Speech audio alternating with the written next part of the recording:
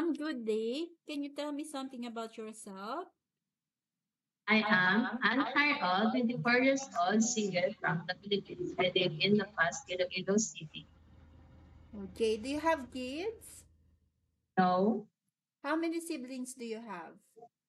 I have two sisters and I'm the eldest. Okay. Tell me about your educational background. I am high school graduate and did not pursue to college because of financial problem. Okay. Do you have work experience abroad?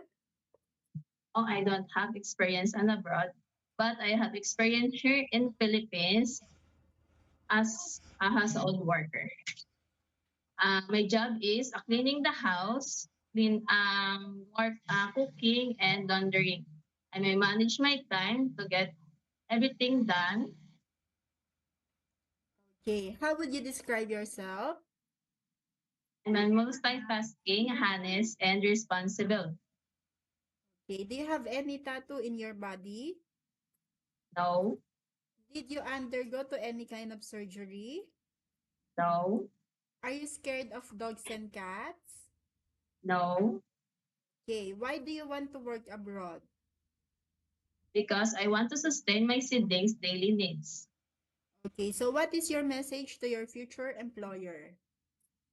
Hi, good day to my future employer. I promise I do my best to work. If you have a children, I will love them as my own. Thank you.